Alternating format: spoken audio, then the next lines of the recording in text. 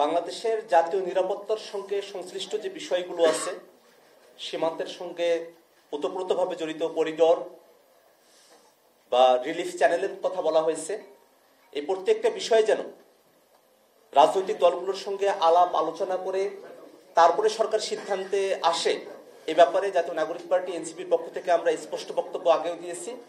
আজকেও আমরা একই কথা ব্যক্ত করছি যে রিলিফ করিডোর হোক আর হিউম্যানিটেরিয়ান করিডোর হোক, যে সিদ্ধান্তের দিকেই সরকার অগ্রসর হতে চাক না কেন, সে ব্যাপারে যেন জনগণের মধ্যে এবং রাজনৈতিক দলগুলোর সাথে কোনো ধরনের ধোঁয়াশা না থাকে। করিডোর ইস্যুতে সরকারের তরফ থেকে আমরা দুই ধরনের বক্তব্য শুনেছি, যেটা স্পষ্টতই একটা ধোঁয়াশার জায়গায় তৈরি করেছে। পরবর্তীতে সরকারের তরফ থেকে পরিষ্কার করা হয়েছে যে করিডোর নয়, সেখানে ত্রাণ আদান প্রদানের ব্যাপার হতে পারে। আমরা সেখানেও বলেছি যে ত্রাণ আদান প্রদানের ব্যাপার হলেও সেটা আসলে কার কাছে নিয়ন্ত্রণ থাকবে।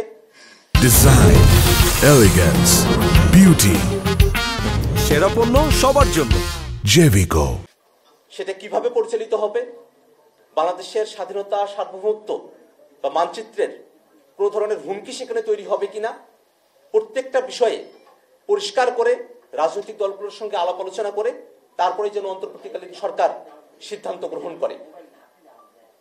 ডক্টর মোহাম্মদ ইউনূসের নেতৃত্বে যে অন্তর্বর্তীকালীন সরকার গঠিত হয়েছে, সে সরকার বিচার, সংস্কার, জুলাই ঘোষণাপত্র নিশ্চিত করার মধ্য দিয়ে নির্বাচনের দিকে অগ্রসর হবে, এটাই আমাদের প্রত্যাশা।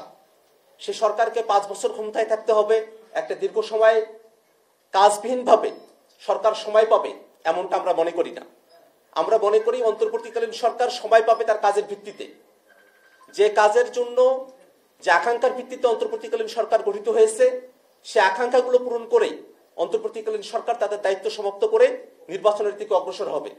সেক্ষেত্রে অন্তর্বর্তীকালীন সরকারের তরফ থেকে ডিসেম্বর থেকে জুনের যে সময়সীমার কথা বলা হয়েছে, আমরা বিশ্বাস করি যে অন্তর্বর্তীকালীন সরকারের যদি সদিচ্ছা থাকে এবং রাজনৈতিক দলগুলোর যদি সরকারের প্রতি সহযোগিতাপূর্ণ মনোভাব থাকে, এই সময়কালের মধ্যেই বিচার, সংস্কার, জুলাই ঘোষণাপত্র, জুলাই সনদকে দৃশ্যমান করে নির্বাচনের দিকে সরকার অগ্রসর হতে পারে।